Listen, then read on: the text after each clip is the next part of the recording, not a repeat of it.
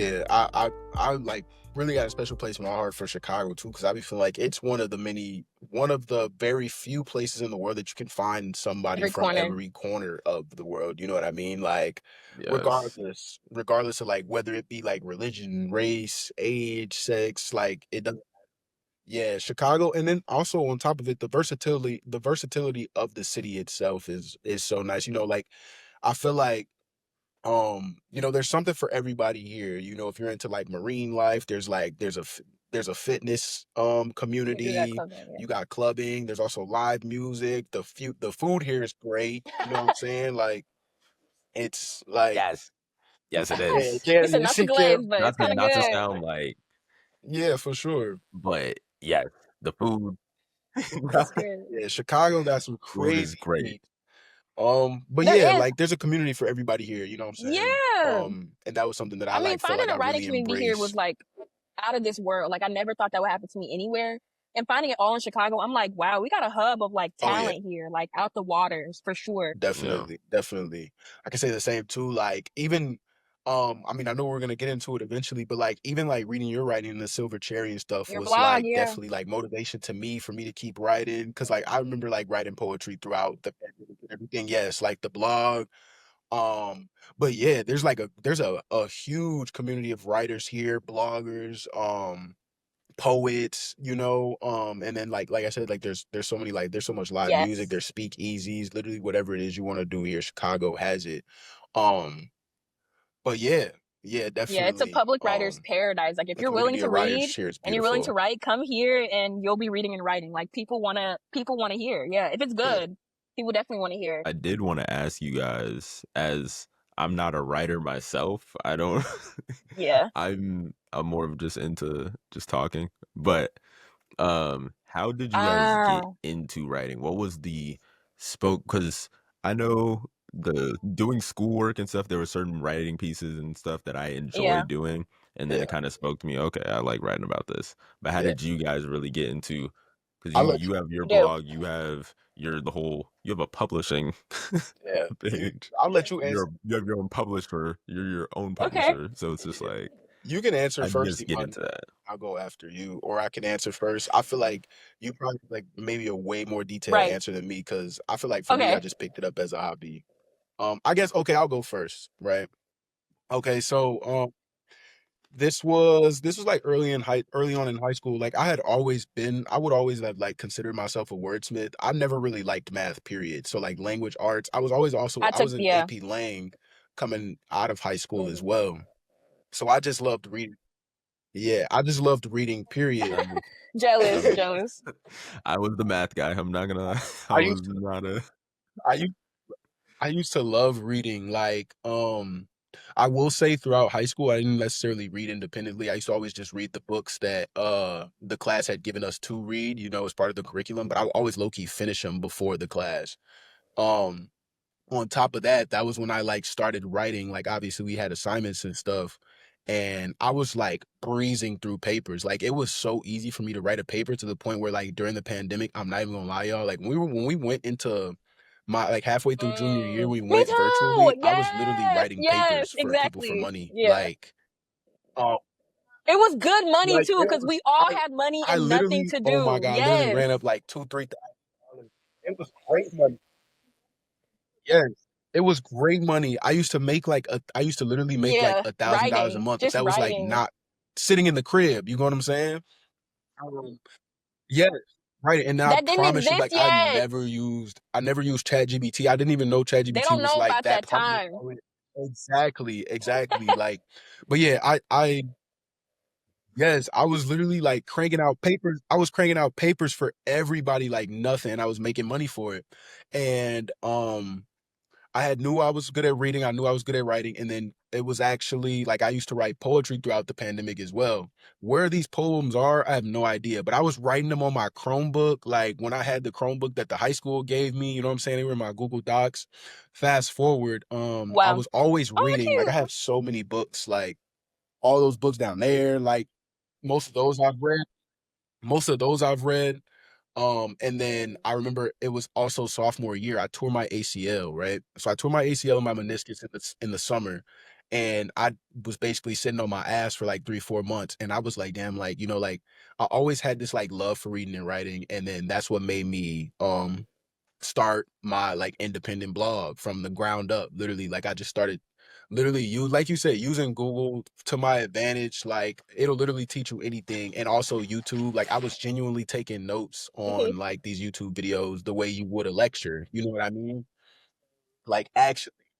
Um and so I learned like the partnerships and like what the best route to go for, like starting a website for, and also the cheapest as well. So like that was when I had discovered Hostinger, and then I discovered that Hostinger had a partnership with WordPress, and then that's how I conducted my site. On top of that, I also like I knew my very goal was to like make it visually appealing also. And then so I'm like, okay, shit, like I need a theme, you know what I'm saying? And I knew that I liked writing about Black culture. So like that was my theme walking into it. The backbone of my website, it looked so like crappy and all of that shit, like at the very beginning. This was when I first got off of crutches. um but like post me getting cleared after my surgery and all of that, like stuck with it, and then eventually like my site looks like what it does now. What avenues it is like I want to take with it, I have yet to even like explore, you know what I'm saying? I feel like I had been so focused on, not even necessarily focused on undergrad and finishing strong and everything, like I definitely was, but this goes to back to the line of like persistence and discipline and all that too, because it's like sometimes like you wake up not as creative, and I feel like that was the type of things that like killed my momentum about it. Yeah, just like there were just some days like I would just wake up and just not want to write or not want to read. And I felt like it was hard to like gain that momentum back. But like for the most part, like I still pay for the subscription, and I still, you know what I'm saying, want to attack that idea. I just feel like I haven't attacked it to the fullest extent that I know I can, for lack of motivation and like lack of persistence, for stuff like that. You know what I'm saying?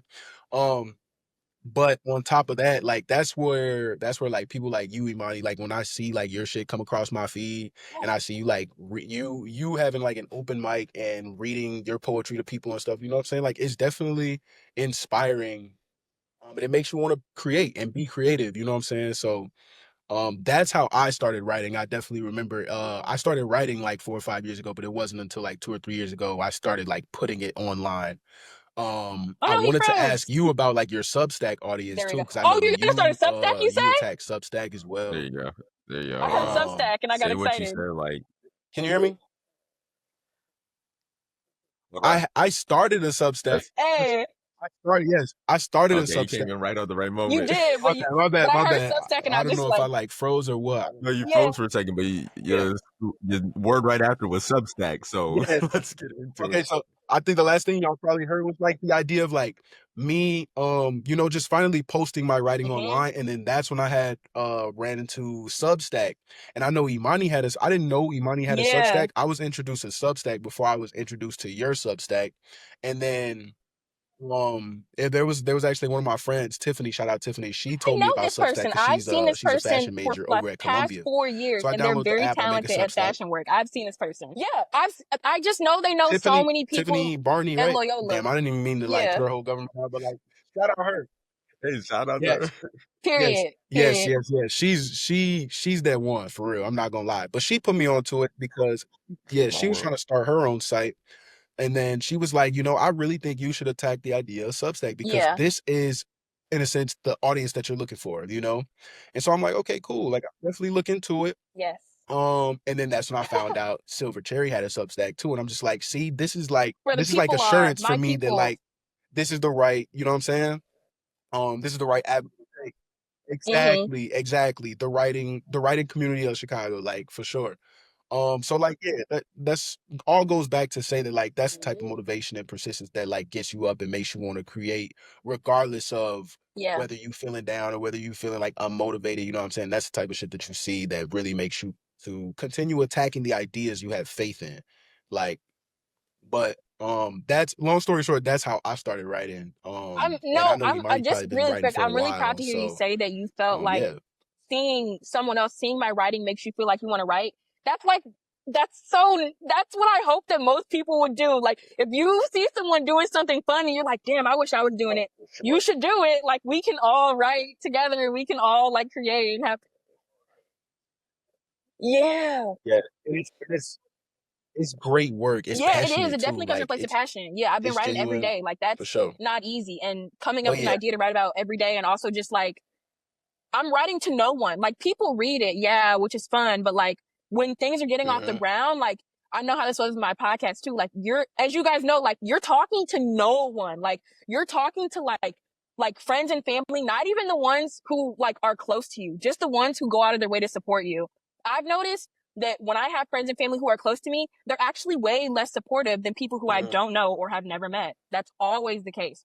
People who I don't know or have never met scream so loud that I don't notice that my third yeah. cousin hasn't said anything to me in years. You know what I mean? Like there's just stuff like that.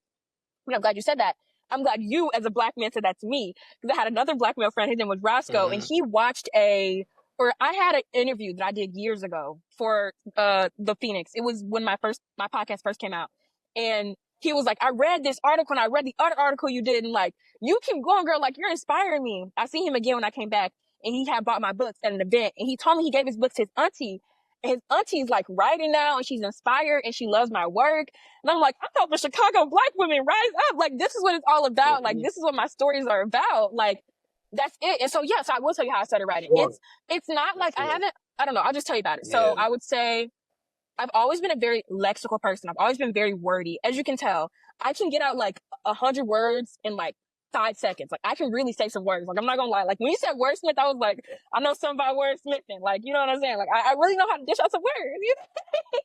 So there's No, definitely for sure. that's been a joy for me. I had a podcast. I was a Yeah, podcast director. definitely. My mama always Definitely. told me to shut up. Bitch, now I'm a podcast director. Now what? Like I get paid to talk. Like it's my job. My job is to talk. You know what I mean? So like, and now I'm an English teacher. I just talk with people all day. Like, are you kidding me? Yeah. It's so wonderful.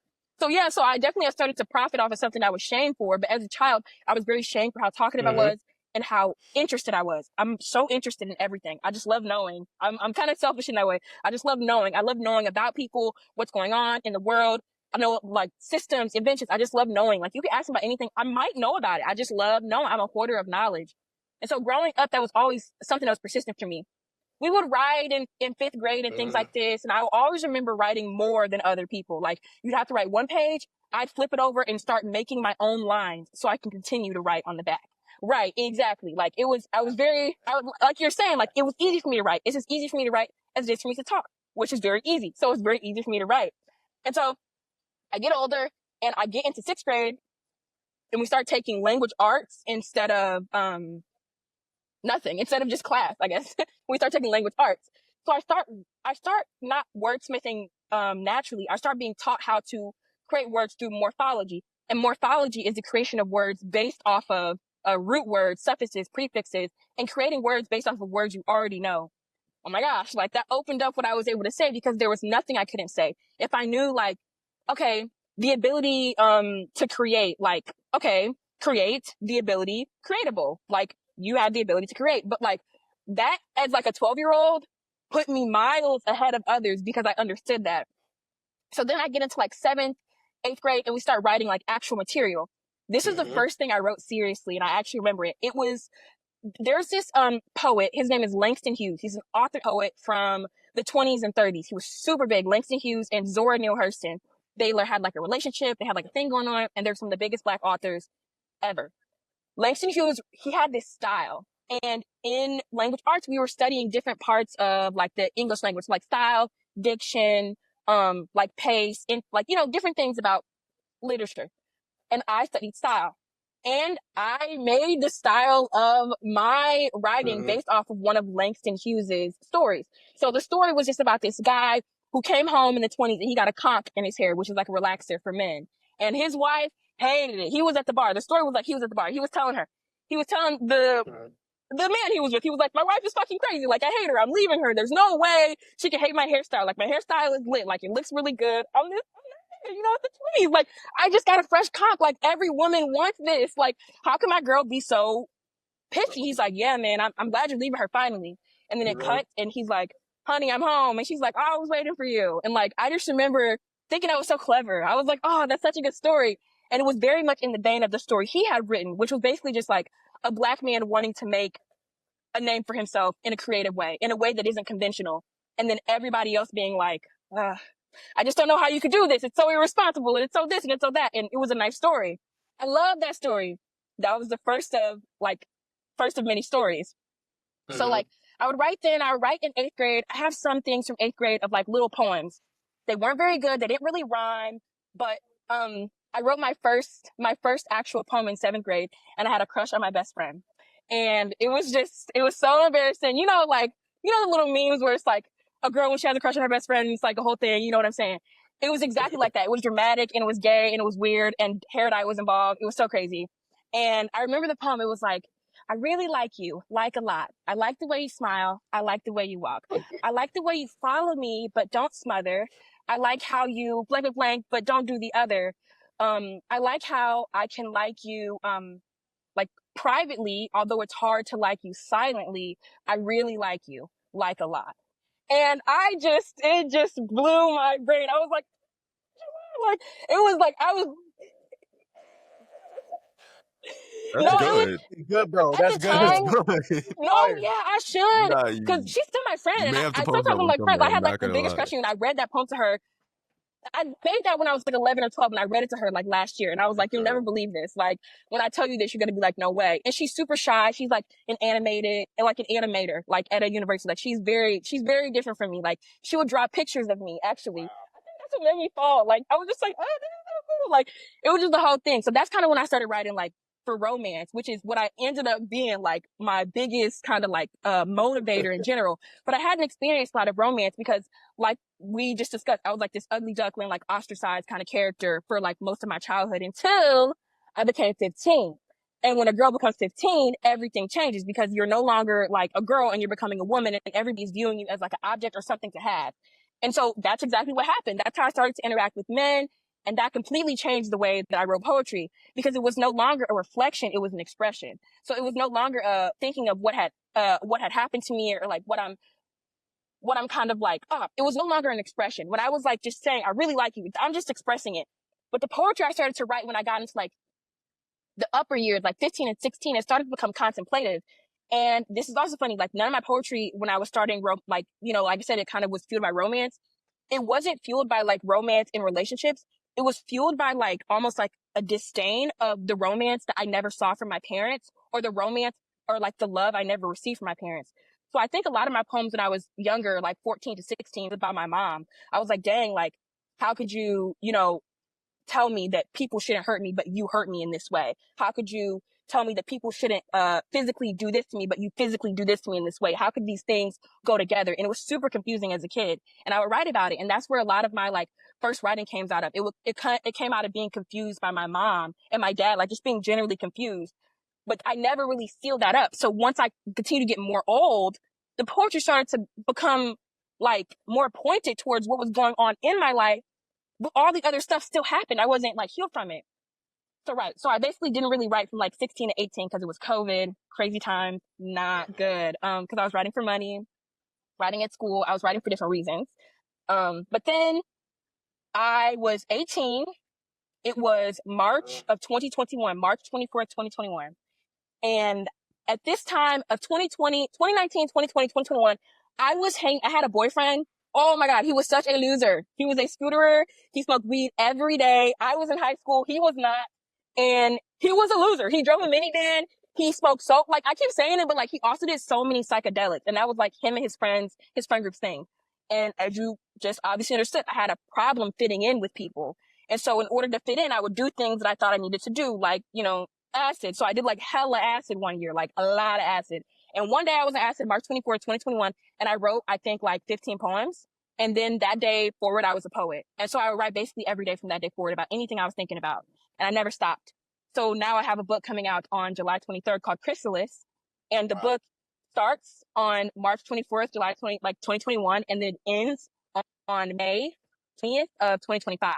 And it's just poems from then to then of me being a poet. And it's called Chrysalis because you literally get to watch me go from like a little tiny caterpillar poet to like a butterfly poet. Like at the beginning, I'm writing like poems that are like 4 to 5 lines. Like I think one of my poems is just like a food log. Like I was just logging what I was eating. And then I'm older. I start using capitalization. I start using structure. It's like, whoa, like she's a real poet. So yeah, that's pretty much just my journey through through writing. Like I started writing like little stories to be inspired by myself. And then I started writing poetry. Damn, I skipped the chapbook part. Okay, so yeah, so last year in October, it was a really big deal for me. I had, again, like these relationships really triggered things in my mind. A lot of times when people get into bad relationships or get out of bad relationships, bad things happen to them. They start like doing bad things to themselves, or like things just go wrong, obviously. For me, I actually begin writing and then I sell it and then it usually goes right. I mean, that's what's happened for the past 4 years. It was like really convenient. So this most recent past time, I was in an 11-month situationship with this guy. It was insane. It was nuts. And at the end, I was just so messed up and I was like, I don't know what I'm going to do. So I wrote this chapbook called I Love You More. And it was all about how I love this guy more and I just would do anything. And it was just 10 times in my life where I loved people or things more than they could love me back. I wrote about him, but I also wrote about my mother, wrote about my future children. And I was like, dang, they can't love me back right now. Like, you know, but the thought process was, how could you love me at all? Me being who I am and the things that happened to me. How could any child love me? And should they have to? And so that was my first book. My second book, this is kind of a crazy story, but like at the time, after I had stopped talking to that guy, I stopped talking to him, but then I was like, oh wait, I think I'm pregnant. That was not good. That was really bad because I couldn't tell anybody. I was like, if I tell somebody, this changes everything. Like, you know what I mean? So I didn't tell anybody. I didn't even tell him. A ton. Like, imagine me not saying something that's going on in my life. Like, I was literally grabbing my head, like, very painful. So I was like, I'm going to write a book about it, right? So I wrote a book called Just Like Her. And it's basically just an analysis of this girl named Gillian who realizes she's pregnant at the same age her mom was pregnant with her. And she tries to decide if she is just like her mother or not. It's because when I, thought I was pregnant, if I would have had the baby, I would have been the same age my mom was when she had me in the same situation, which would have been the finals of college. She had me during her finals in her senior year. So that was crazy. I was like, not a full circle in a really terrible way. I really don't want that. So I wrote a book about it, to kind of work against it. And then I was continuing to think about my children. I was like, I didn't have any, but I really want to. So I wrote my third chapbook called Fruits of My Labor, which is an epistolary chapbook, meaning it's a letter to my future children. So it's just a letter, just like detailing to them all the ways in which I love them. And it's like a promise or like a prophecy of all the things that I would do and all the things I've learned, and like a fruit basket of like what I'll give to you when I can. So yes, that is my journey through writing. Thank you. That's actually really Thank good. you. That is. That's actually a really good one. Yeah, like actually. And thank you for going over the Yeah. chapbooks. I was gonna ask you about them Yeah. after as well. But the fruits, could you give us a Yeah. little into of the fruits of my labor? Because I know it was like Yes. each Okay, fruit one you second. said described a different thing you learned Yes, I will throughout tell you. college that Okay. you wanted to teach.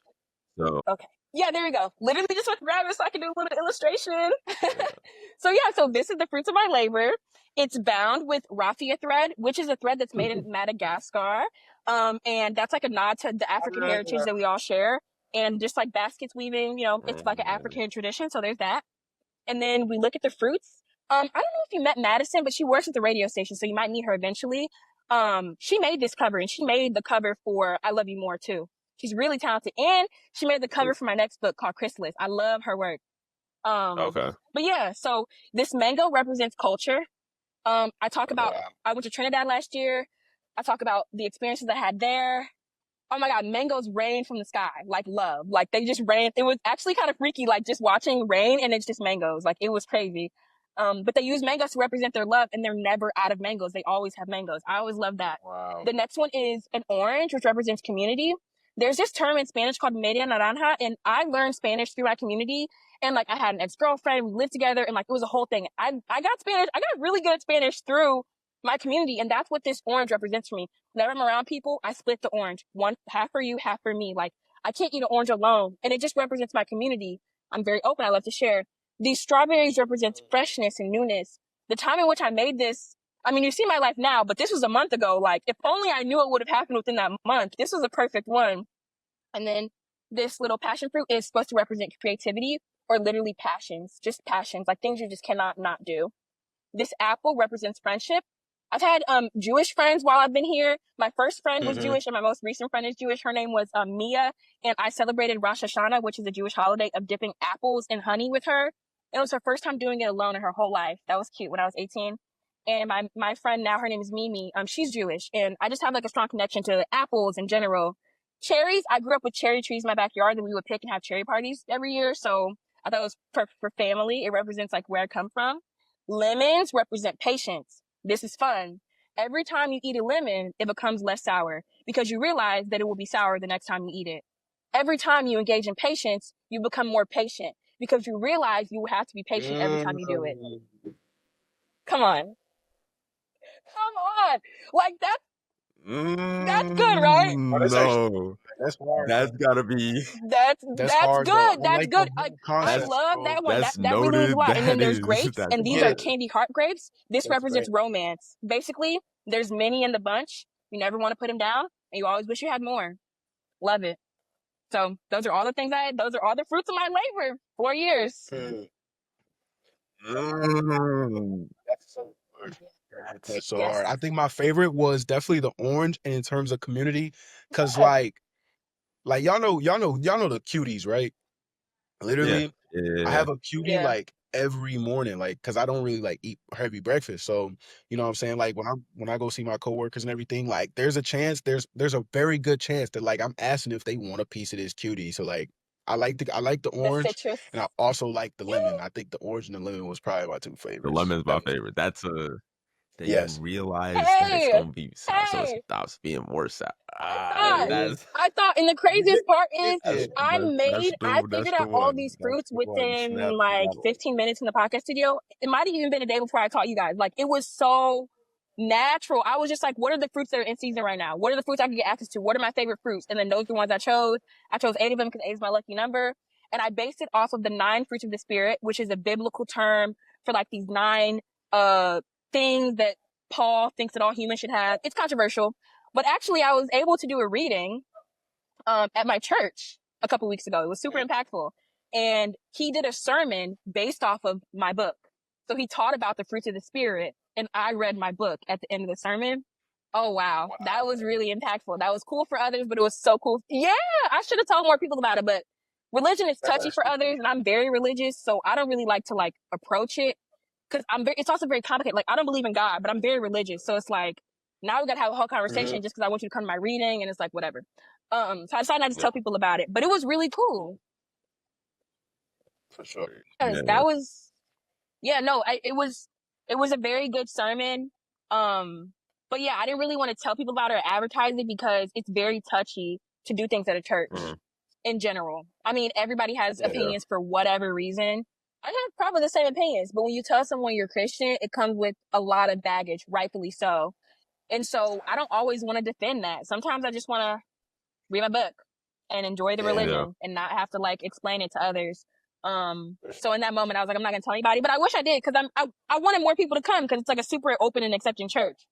But yeah, Yeah.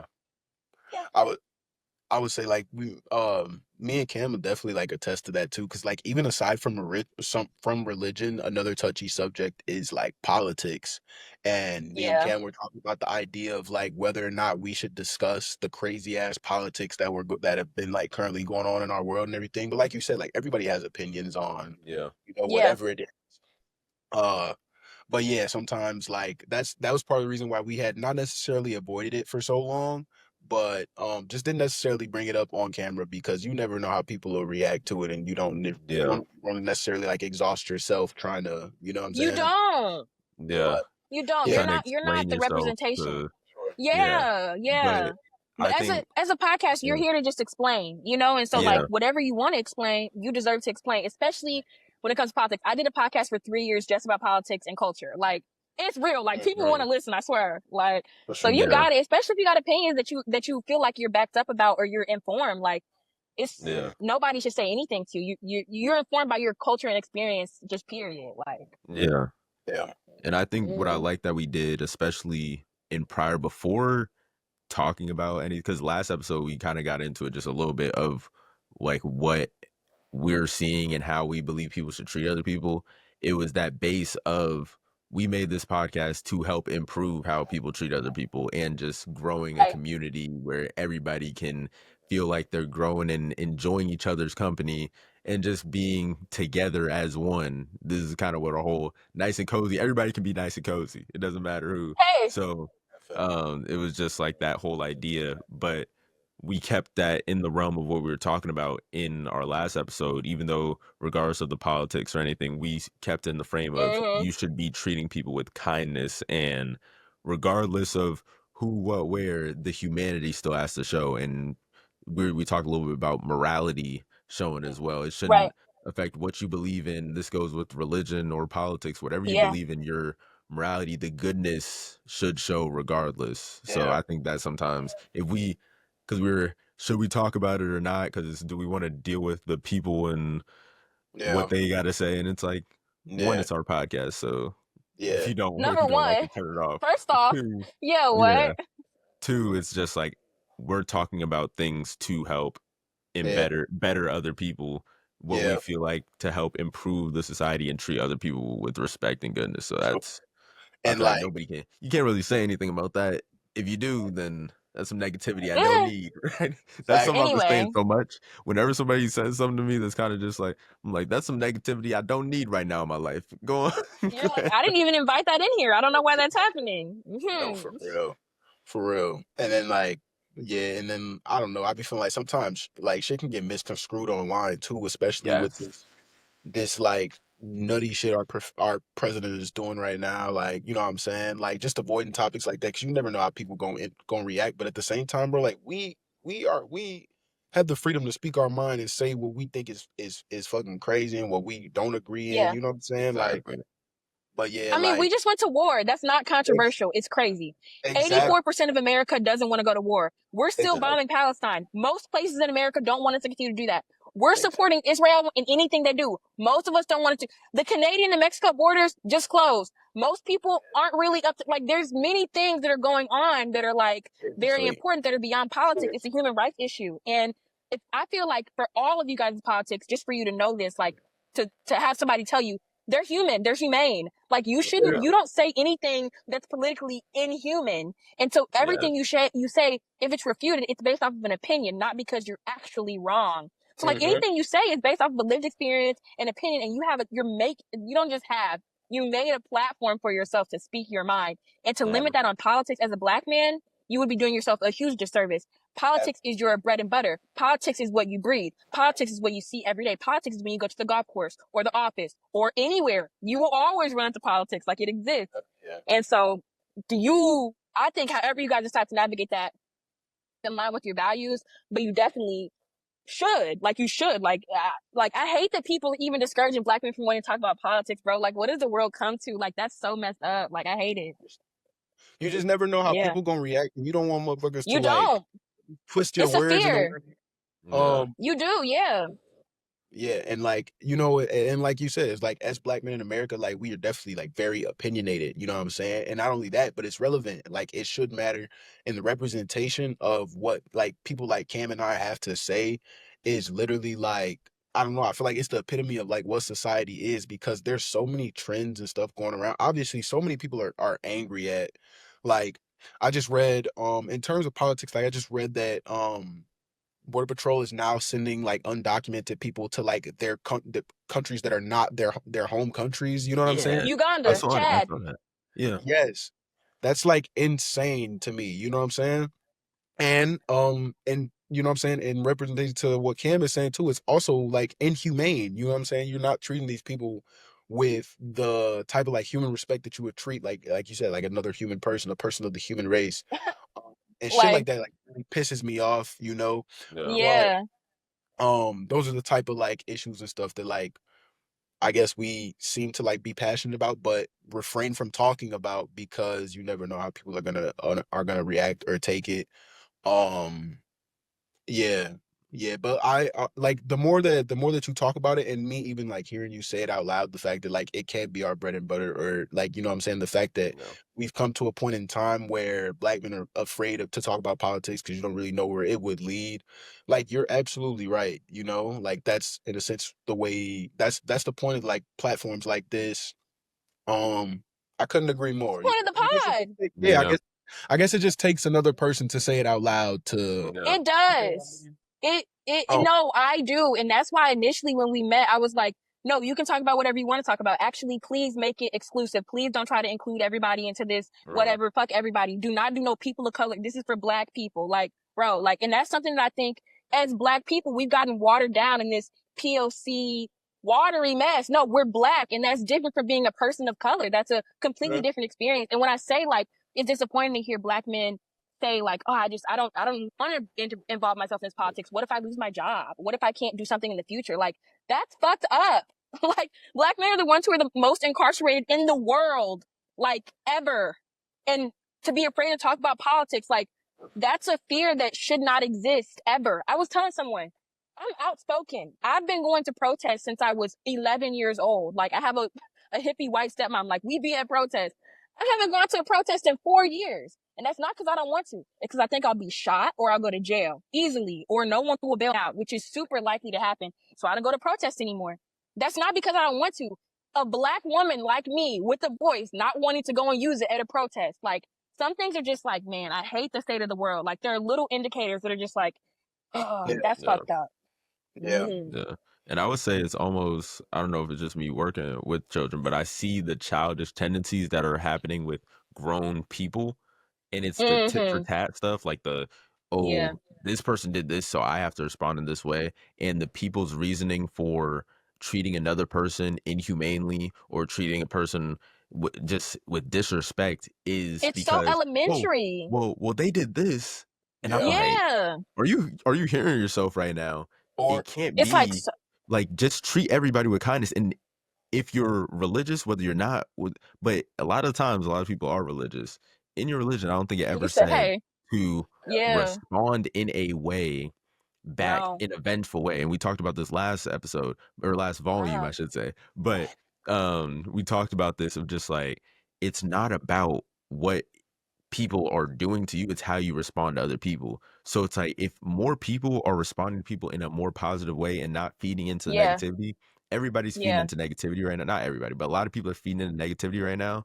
Mhm. And it's in a, oh, because this person did this. And it's like, you don't have to live I like that. love talking to people like you We do guys, not like have to live people like who that. just want to be kind just for no reason. Like, cause for me, I like, I was on an airplane and I like bumped into this lady and we got into like a little kerfuffle and like, I'll curse you out. Like, I don't care. Like, but then Yeah. I thought to myself, I was like, wait, like, I felt so Yeah. ashamed walking off the plane. I was like, that's not in my values. Like, why am I cursing this Yeah. random white, insignificant white lady out on a plane? Like, I don't care. Like, I'm gonna go to them. You know what I'm saying? Like, I'm lit. Like, I don't need to like Yeah. be focused on Mhm. you. And that was something that made me feel so negative. But hearing you say that back, I know why I felt negative, because my purpose is to put joy into the world, not sorrow or despair or any type of negativity. There's so much of it exists.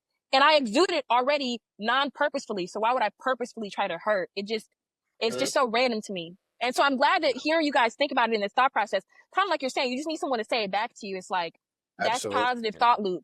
Yeah. Yeah. It Yeah. That continues the makes thought me, process of like, It's mm-hmm, literally yeah, just sure. that makes me think of, the sun is still gonna shine regardless, even if there's clouds right. that are blocking. It just depends Yeah. on what side of the cloud you're looking on. You can look on the side Yeah. of the cloud that's blocking the sun, but if you're on the other side of the cloud, you can still see the sun shining. Kind So of it's like, sunny. Or Mm-hmm. or that I'm like back on my clip farmer quotes. keep this one. Look. But Then you got the half empty, half full glass of water analogy. mm, Like, Yeah. it's the idea of, do you want to look at it as positive or do you want to look at it as negative? Like, it really does help though, for real, you know.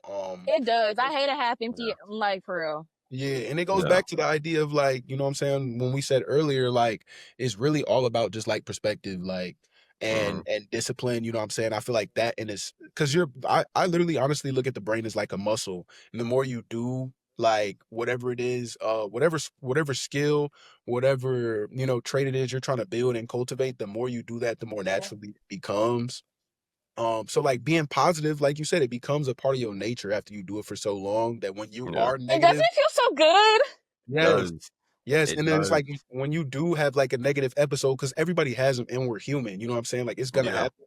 And then when you do have a negative episode, like you said, Imani, you can look back not even 30 seconds later and reflect on the fact that, like, you know what I'm saying? Like, that's not me. And that is a That's clear not, indicator. yeah. Yeah, that's a clear indicator of like, something that you did threw yourself off. And it takes a big mature person to hold yourself accountable. You know what I'm saying? Like, as Yeah.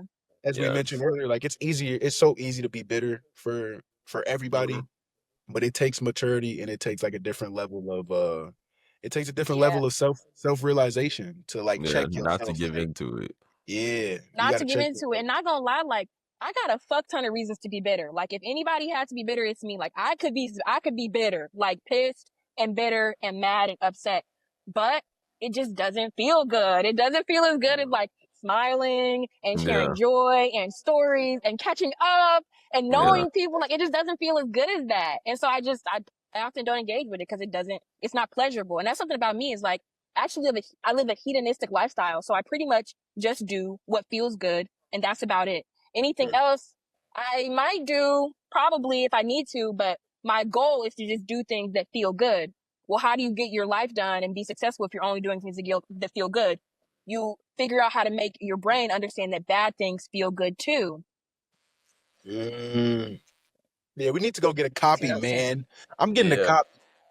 I'm getting a Facts. copy of You Christmas too. do. Where I'm where getting. Yes. where can we get the fruits of our labor? Where can we get Chrysalis Yes. that's coming out? Where can we get it? Where can we get it? I am doing personal sellings now. I have shut down my Etsy shop because I'm doing so many in-person book readings and selling. So you can either come to the book reading on July 24th at the Whistler, which is, you won't be in America. I mean, you won't be in Chicago, but you Yeah. need to, just message me after this and I'll get your address and, everything. And then I'll be able to send you this one, any other ones you want. And I'll also be able to send you Chrysalis after July 1st. So I'll send it to you Uh-huh. then. So you can have that one too. Yeah. Okay. Perfect. Thank you. Yeah. The Yeah. Whistler, you say? Okay, The I got you. Whistler. Have you been? No, I haven't. But have you did a reading there before? No, not yet. It's Okay. like a concert hall. Like it's like super fun. I've Okay. been to so many DJ sets there. I've been to many events, but I've never had one myself. So I actually feel very like lucky. A lot of the Yeah. events that I've read at like art houses, Yeah. um and like businesses and like places of my But own accord. but I feel like I feel like it's a big venue though. Like I feel like I've heard that name It before. is. It is. It is. That's why I'm so like, wait, like, Yeah. hey. So Yeah. No, that's it'll be a big event. Yeah. yeah. Big ups Uh, to you, man. Congrats to that. Appreciate That's that. You said Yeah. what was the date and time again? It'll be July 24th at 7 p.m. at the Whistler. Will be so awesome. I'm so excited. And yeah, it'll be the best reading I've ever done because I'll be reading my book, but then my publisher will also be reading my book. And like people will just be going up and reading poems from my book. I'm really excited. Like that'll be really cool. But yeah, that's exactly what I was saying with this lemon. Like the more you interact with bettering of yourself, the more you interact with your own wrongdoings, the easier it becomes to confront it. And I think I've told so Mhm. many people that was wrong of me. That was messed up with me. I shouldn't have done that. I was a bad person in that moment. I deserve punishment or a reprimand or I can understand when I do bad things. You're right. That's very hard for people to understand when they do bad things. They don't want to understand or see that. It's insecure to think you're bad.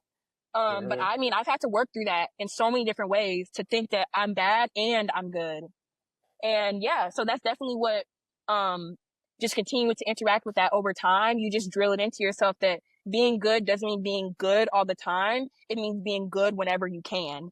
And that's Mhm. really all it takes. Yeah. Yeah. I feel like that's just the truth in humanity. Understand that we're not Yeah. always going to be perfect. We're not always going to be able to do those good things. And when we mess up, it's just confronting Can't it and Yeah. seeing it because it's confronting. Yeah. humanity. It's humanity. For sure, But bro.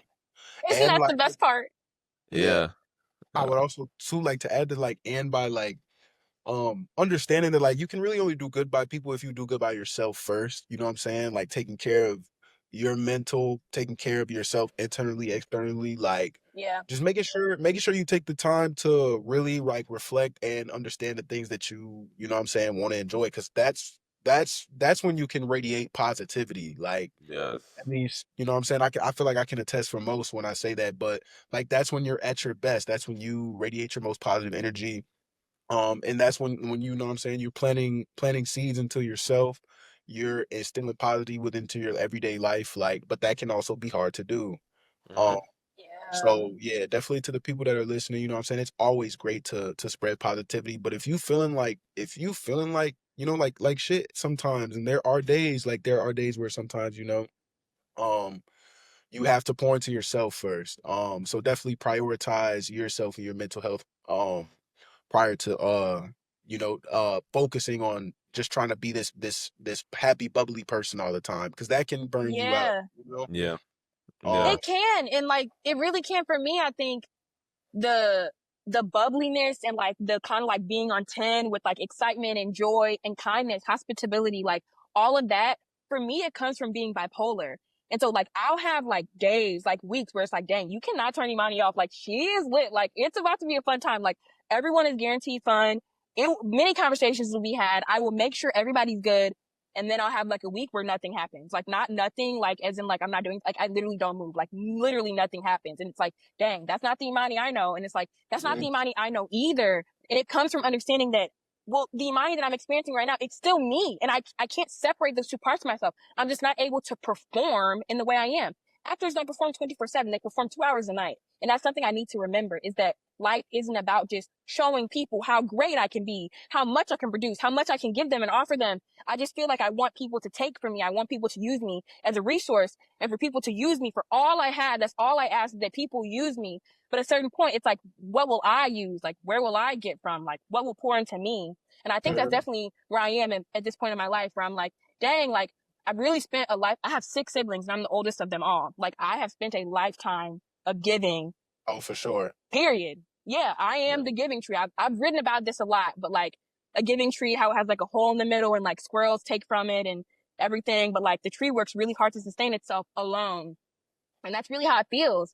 And so I think a lot of the support of myself, being able to be confident in being confident, and then also be confident in being like lame. Like I don't even know how to describe it. It's just like low level of like activity. You know, I'm still confident in that part of myself. I am bipolar. There are periods of time where I literally won't do anything, but like I'm also great. I also do more than you could probably ever imagine for anybody. Like, and I think that balancing those things is super important for me, for my self-confidence. Because if I didn't, I would just feel like my mom. I would just feel like I'm a repetition. I would feel like I'm no better. And that's something that I have to like grow from. And so acknowledging my parts, my bad parts, actually as, yeah, these aren't the best parts of myself. Like I'm not 100% great, but there are parts of myself that are 100% great. Like there's this one piece of me where I'm like, oh, that's really cool. And there's a piece of me where I'm like, I could work on that. For You sure. always need to be working on things. You should never be so comfortable with your personality that you're just going around like, I'm perfect. Like, no. And so, yeah, so I think being comfortable with failure, especially as a high achieving student, was my key for mental health, period. No, I I think that's definitely agree with that. I agree with that a lot. I also think that just like what you said about being a high achiever and wanting to do things, I was literally just falling to this myself, and it took my Yeah. sister to tell me that because I was just like sometimes I just don't feel like I'm doing enough, but I feel like some of us don't realize at the age that we're doing things, it's a lot more. We should be proud of it instead of just like saying, "Oh, I wish I could be doing this. Look at Discouraging. the things that you've done." You know what I mean? Yeah, sure. because it gets very discouraging, and it takes those things like when we're talking about self improvement. I've been trying to take my little things to improve myself and just clear my mind as well. Because I feel like a Yeah. lot of times I find enjoyment with a lot of these things, and that's one thing I love right now. And people tell me like, I don't know how you're doing certain things, and I'm like, one, my job, Joy. I enjoy my job a lot. I love Yeah. my job because I'm able to just like be a good influence and be around the kids. They give me this life of just like wanting to give out this energy every single day. And people talk about your patience, and I'm like, kids are no better than these adults, so Yeah. You it's said they're no actually different. better. But Like, yeah, and they're more innocent and more just like pure in their thoughts. It's not like there's no malicious intent behind what these kids are doing. It's genuine, it's pure, it's curiosity that they want to know more about the world, and yeah. I'm teaching them something as well in the game of golf. So it's something of that. And then this podcast, I love doing this podcast. It's like being able to talk with you guys and talk with Khalil every week and just enjoy that. That's a release in itself. And then one thing I started doing and my sister got me into, I started running recently. Mm. And every You seem like Saturday, you would run. That surprised me you I weren't did running already. I did not run it. I told myself I was like, go do it. And then my sister was here for a weekend, and it was so we went out Saturday and I went with her. We ran 2 miles. It was me, her, and my friend, and I just told my friend, I was like, let's go. And we went 2 miles, and that was like I was tired. I was tired. But I I found couldn't. myself though, like everything was clear out of my head though, which was another thing. I was like, I was thinking about so much and so much going on, and I was like, this just cleared my mind. And then the week after, did it again, and now I'm gonna keep doing it every single Saturday because it's just like I can give myself a date and time to do this, and I'll have time to every Saturday morning just go out for a nice little run, and it clears your mind. So it's those small things to better yourself that I feel like everybody sometimes needs in their life, and it's those things that clear your head and don't feel like a problem. And really, it takes another person a lot of times too.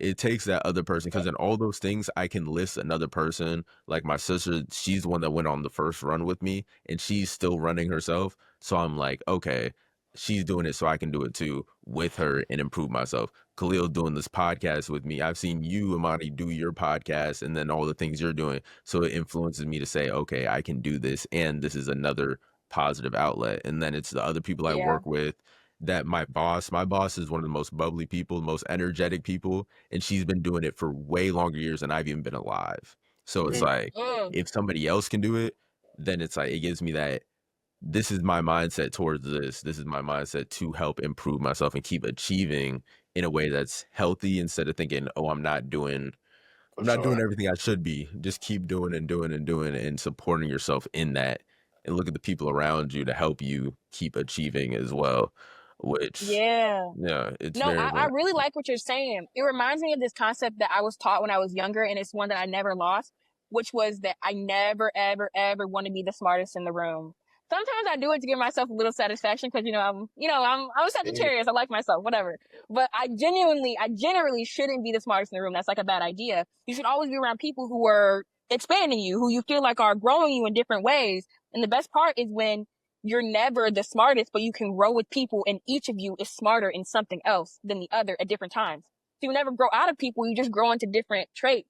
And I for think sure. that's something I've been able to have with my friends of longevity. You inspire me. I'm doing different things than you, but you inspire me because I'm doing different things than you. And like you're saying, with even the people, like obviously the job that, your boss has, that's not going to be your job. But currently it's a job that you're enjoying and it's her you're enjoying. So you're going to figure out how can you get skated all those things from that experience. And like, that's the yes. best part is like figuring out if the room you're in is the best room for you. And it's seeming like you're just continuing to explore more rooms and realizing like what works for you with Yeah. people you want to grow with. Mm-hmm. Definitely. I would say like literally like you two in this call right now are probably like two of my most biggest igniters that I have in my life. Like genuinely. Like no, genuinely, like Cam, I'm telling you, Cam keeps me motivated.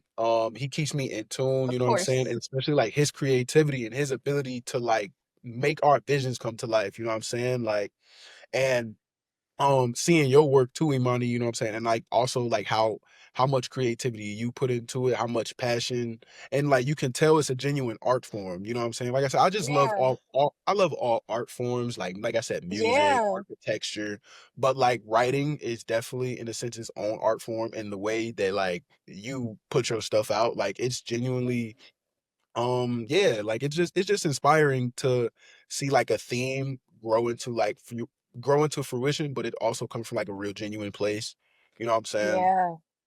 But yeah, No, like I I said, do. It's hard to get both of those things, especially with yeah, like I could have sold my idea to a publisher and it would have been way different. It would have been right. less personal. It would have been, they would have edited it. They would have changed the cover. They would have done a bunch of stuff, but I decided not to do that. I suffered profits. I gave more time, but I retained complete autonomy and control over my idea. Some things just are invaluable. And yeah, I completely agree with that. I think creativity has no worth. It has no monetary value. Mm-hmm. Uh-huh. Yeah, and Yeah. authenticity, like the silver Yeah. cherry wouldn't be the silver cherry if you wasn't running your shit, you know? Yeah. And like Exactly. that's 100%. yeah, it's something I Yes. definitely Is there a reason? Because I'm kind of understanding the why you said the cherry, because you Uh, said from what was in my your book family. as well. But why is there a reason for the color silver as well? Yes, yeah. It's a good reason. I had a best friend growing up. We actually created the name Ice Cream Social together. It was supposed to be our band name, but it ended up being the name of my podcast. Um, but we were super tight, but we had a lot of differences between us. For example, I lived in the ghetto and she lived one street away in the nicest part of St. Louis. So we lived on something called the Del Mar Divide. So she lived in a mansion. I shared a bed with four of my sisters. Like we lived very different lives and that showed in the way we dressed and presented ourselves. She was very sexualized as a kid. It was very, very sad. It was very sad. I mean, at 17, she dated a 23-year-old. We had her 18th birthday party at his new house. Like, it was Wow. some crazy shit. Like, yeah, some like real pedophilic shit, but that was just our childhood, and that was definitely something she experienced. I, on the other hand, was a little bit different. I was a little quieter, a little glasses, a little nerdier, just a little bit different. And so we would always do the similar things to each other, but the opposite. And so we loved jewelry, like in 7th to 8th grade. Like that was just our thing. We'd go to Forever 21 Memories and get like a bunch of jewelry and just split the silver and the gold. She would get the gold, I would get the silver. That's kind of how I decided silver was my color. I never really thought heavily about it. It was just kind of, that's it. I get silver or gold. She should obviously have gold to like match her skin tone more. So I was like, I guess I'm silver. Um, I chose silver and I really love cherries. I think really that affinity, actually I'm allergic to cherries, but like the affinity towards, I know, I didn't realize I was allergic to cherries until like last year actually. I'm like, oh, that's what that funny feeling is. That's not supposed to happen every time you eat a cherry. For me, I thought it was just because they were from my tree. So I was like, oh, like sometimes when you eat things straight from the tree, Yeah. Missouri Yeah. shit, it's just like whatever. Yeah, like country backwoods shit, whatever. But Yeah. yeah, so we would pick cherries from the tree and everything. And man, like these cherry picking parties, like the ways I had this like affinity towards cherries. And then my hair was red for 3 years. You guys don't know this version of me, but I had very bright red hair. And it was my staple. It was like, if you know Imani, you know she has red hair. Like that was it. For you to know me without red hair, I want you to know that's really cool. Like a lot of people in my life, that's like where they got me, you know? Did, And so, did we did we meet Red Hair Imani? no, Did you? never. Okay, No. never mind then. Do Maybe you I've feel seen like it. you see an image? Possibly. Possibly. I Maybe Yeah. wouldn't have. I think I should.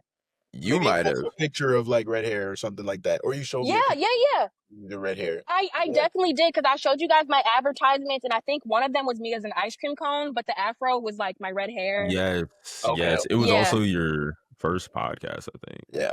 I You remember showed that. yeah, us, it or one of was. your. There's something like, yeah, exactly. And so that was just like a really big deal for me, like the red hair. And yeah, I don't know, it was just like a big staple of Imani, and that was like my brand. And eventually people started to call me Cherry. I don't know. The people started to call me Cherry. I also lived a crazy life, you guys. And I tell you this, you're going to be like, no way. I really have had every job. I was an electrician. I was at a pizza shop. I was a Chick-fil-A, My Pleasure hospitality worker. You know what I'm saying? And I was also a stripper. Yeah, I was also a stripper. And my name was Wow. Cherry. Yes, my name was That's Cherry there. actually So that was that's Cherry. actually hard though. It was That's hard. fun. It was very fun. It was very fun, but it was different because it was just like different, and the industry in itself is like really scary and different. But yeah, so like there's that, and then people will call me Cherry in my life. I had red hair. I just love cherries, the cherry tree from my childhood. It's just like, man, it just continued to come up to me. So I started to make music last year because I had this friend, we make music together. And he was like, what's your name going to be? I was like, Cheer. Like, I love Cherry. Like, I'm so cheery. Like, whatever. I'm so cheery. I'm so cheery. And I was like, oh, it sounds like Cherry. Like, it should just be Cherry. So through all these things and all the cherry themes and everything, I was like, the silver cherry is perfect. I love silver. I love cherries. It works. The problem is making a silver cherry. That is hard to make. Yeah.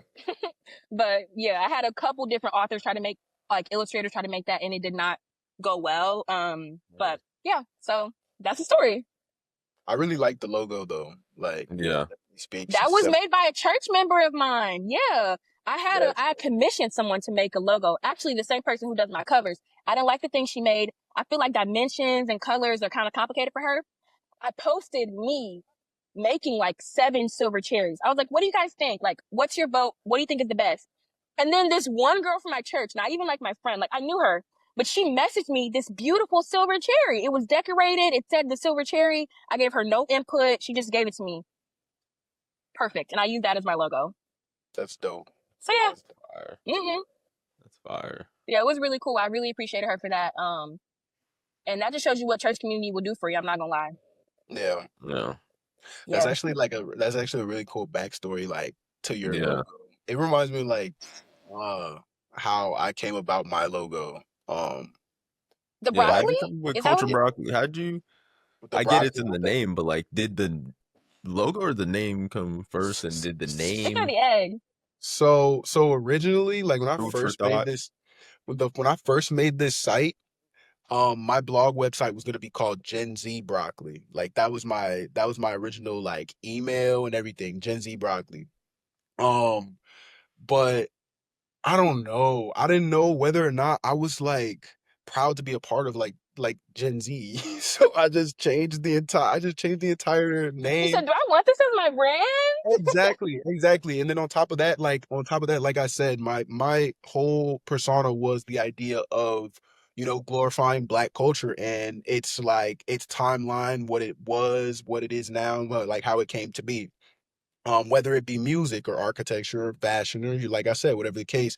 So I changed it to Culture Broccoli, and that was part of the reason why I came about that logo. So like the culture part obviously came from like my love for Black culture and just the idea of like Afrofuturism before I even knew what Afrofuturism was.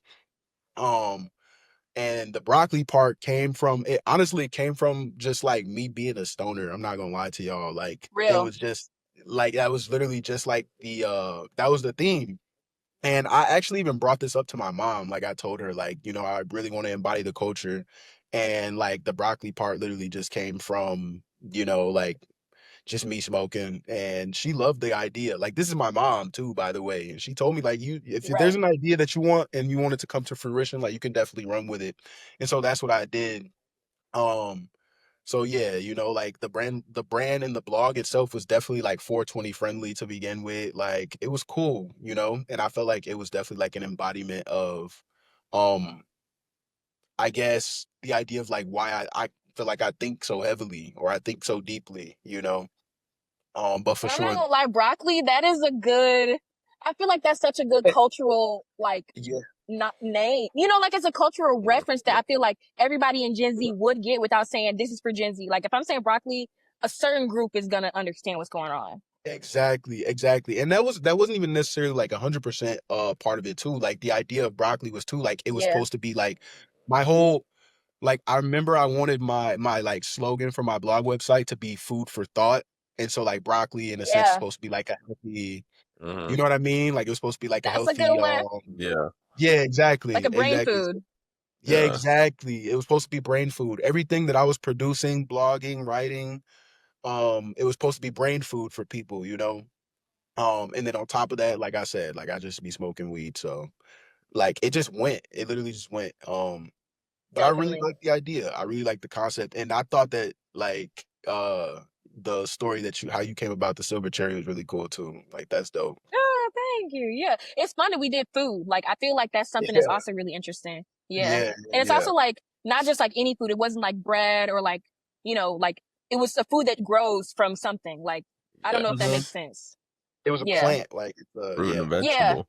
Hmm. Yeah. Right. Yeah. But I mess with when that. I think of broccoli, there's this like back when I used to go like to the hospital as a kid for like for yearly checkup or whatever, there was always this kid holding a broccoli. It was a black kid holding this broccoli, and that was my instant thought whenever I saw your culture broccoli at the very beginning, and I was like, because it was that healthy thing that they would put up there, and I Yeah. would see it every single, the table with the sheet that they put over Definitely. the Definitely. that's the exact image I got to my brain. If you're from the Bay Area, you probably know the picture I'm talking about. But yeah, so that was the exact thing. But yeah, that food for thought, self-help, Hmm. is definitely the vibe I got Hmm. from your page just in general. And then it was like the culture, Yeah. bringing information from the culture as well. Yeah. So definitely. The signification of Black culture too was just like the pick in the afro. Like this is Mhm. Black. This is by a Black creator. But yeah, for sure. Yes. Yeah, we going on 2 hours, yo. I just looked up. It's crazy. I was Yes, about to do my I'm like super late for something. I don't want to end the conversation. I was oh supposed to no, be somewhere at 10, but I don't want to rush through this because it's not like I'm nail biting or anything, but just letting you know that like that was supposed to happen, basically. oh no, you're all good. I'm at 7% as well. I think this is great. I think this is a great place to, This was a to great call it. conversation. It Yeah, I was like it. literally at an hour.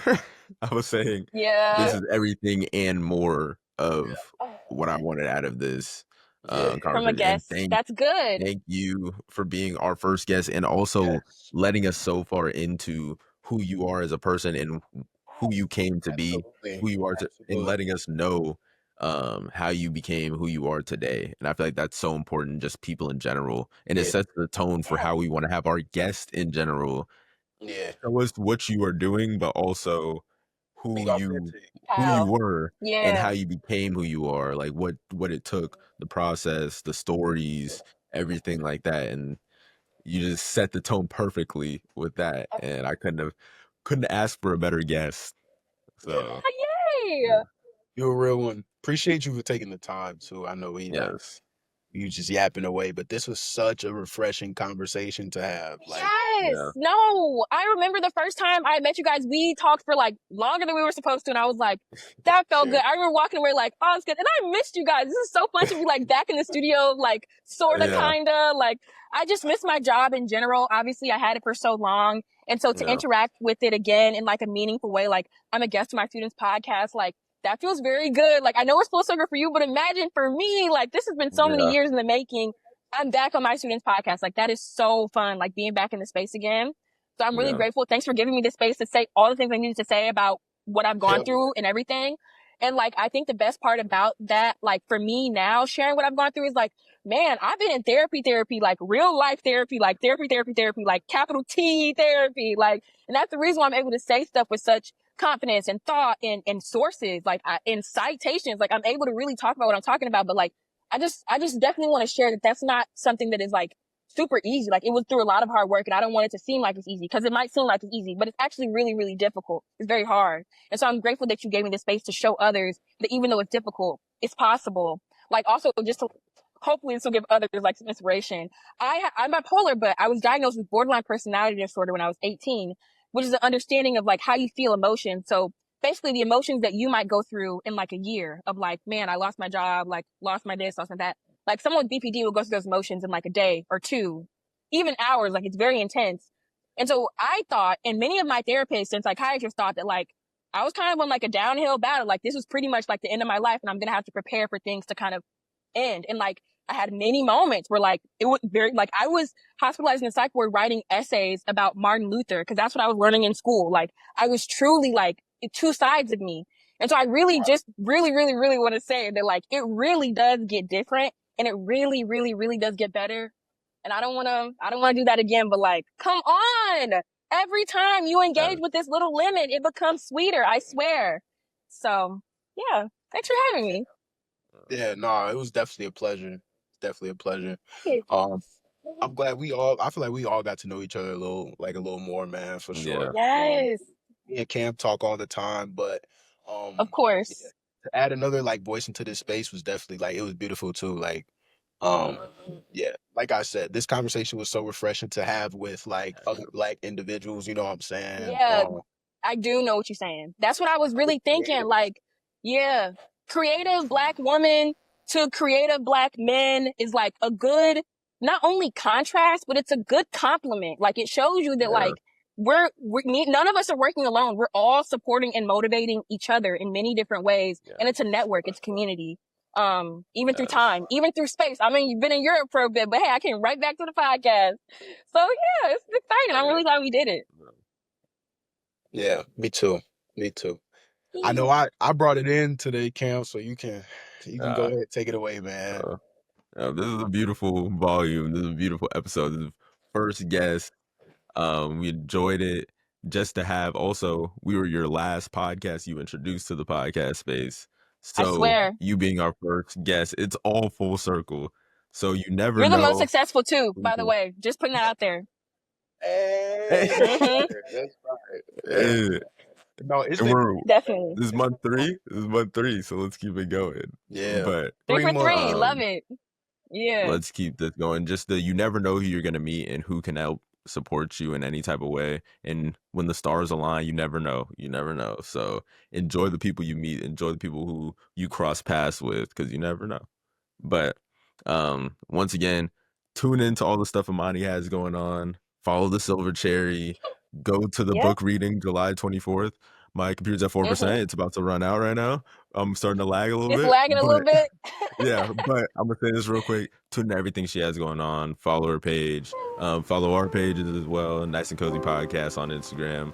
Like, subscribe, comment on this video, and stay tuned in. Stay nice and cozy. For sure. And we will see you guys later. Yes, sir. Bye. See ya.